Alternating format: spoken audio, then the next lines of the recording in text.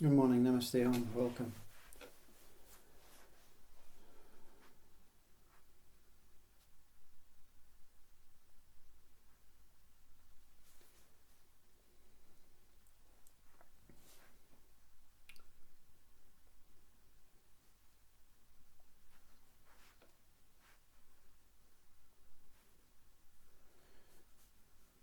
There really is no need to fix things, to improve things, to stop things, to start things.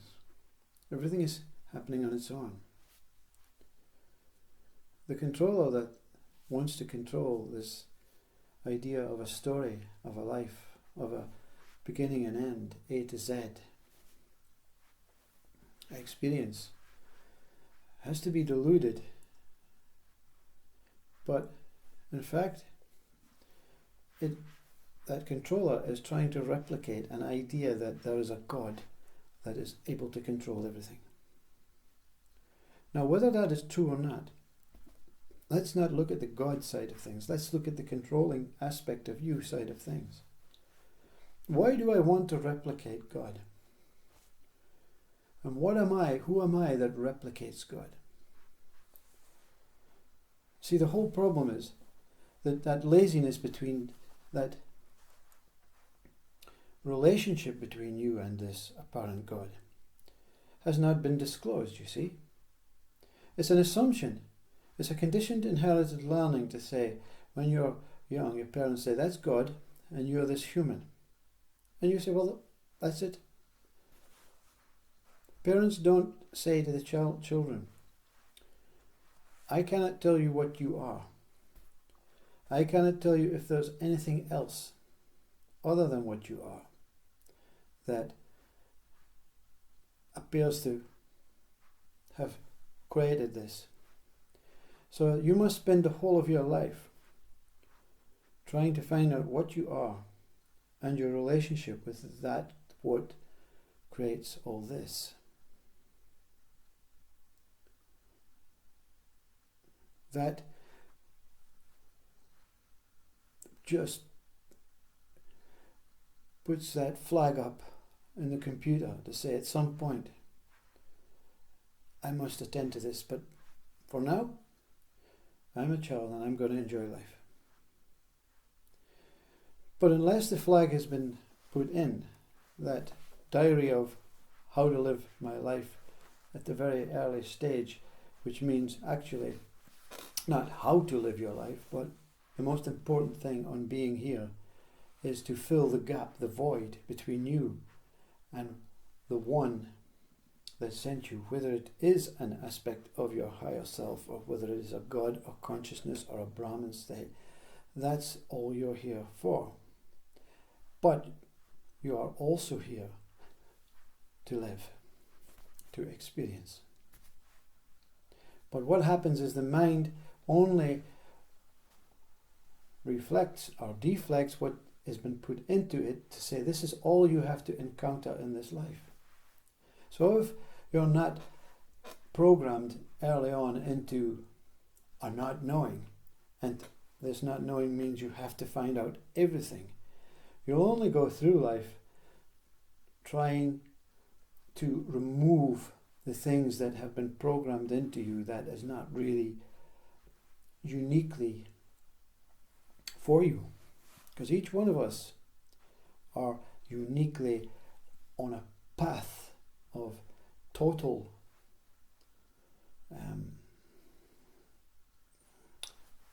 own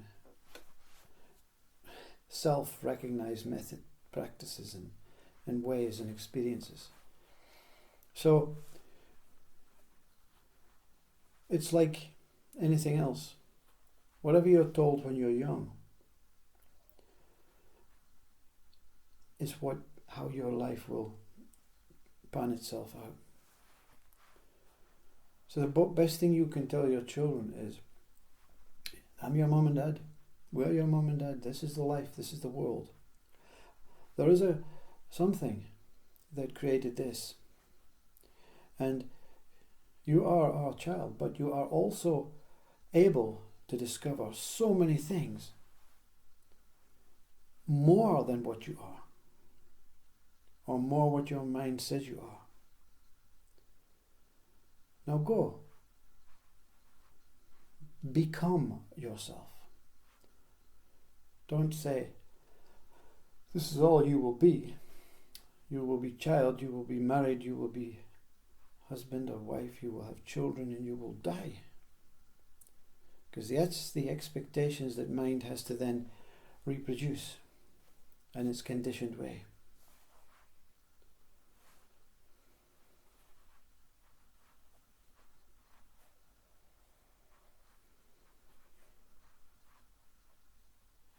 The object is not to educate the child.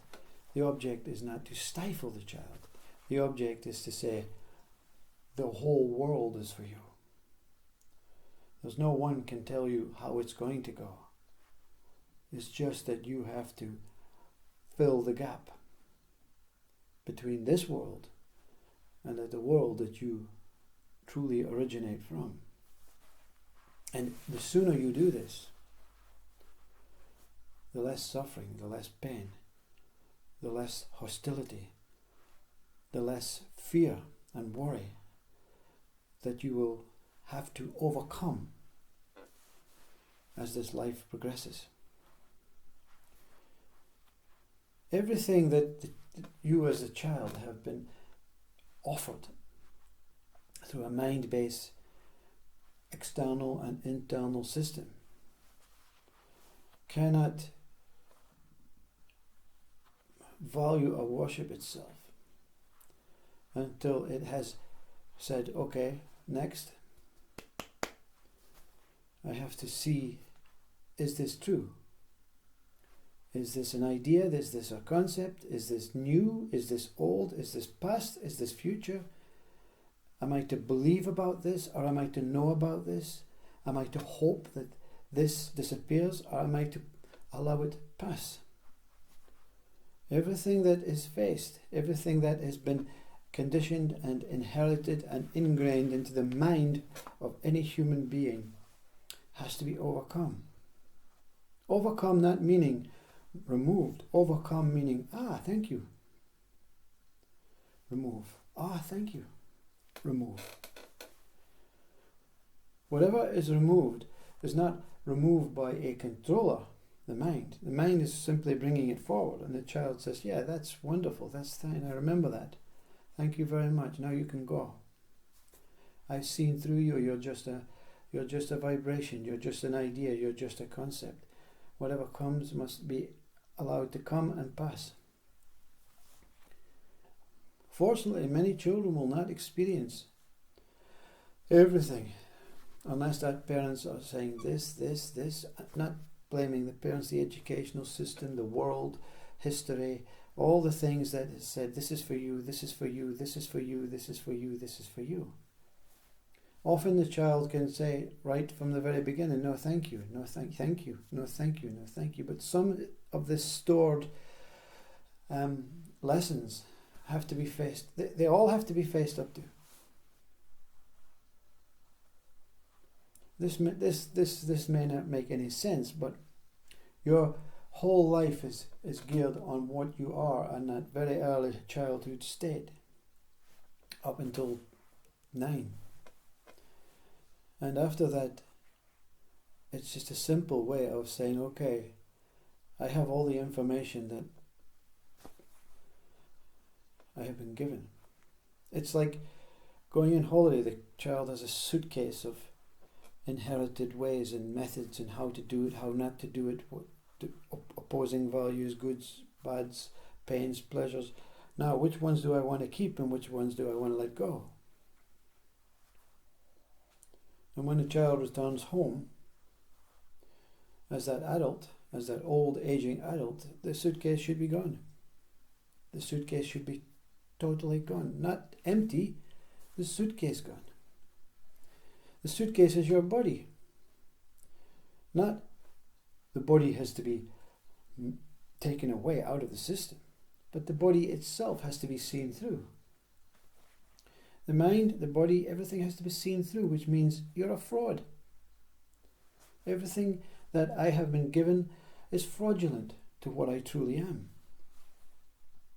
But without what I was given, so it's not the parents' fault, you see, because the parents have to do these things, the school has to do these things to test that child, to give that child some sort of aim, some sort of purpose. So when we speak as an adult, what is our purpose? Our purpose is to overcome and see through everything that we have thought. The mind has given us through thoughts, imaginations, physical reality, what we call reality, objects, forms, and everything. They say, well, you know what? They were all wonderful. I love them all. But you know what? I now see through them. I also see through my body. Everything is fraudulent. And what remains cannot be touched, cannot be removed, cannot be cast aside, cannot be kept, cannot be attached to, cannot be associated to, because that what remains is what I am.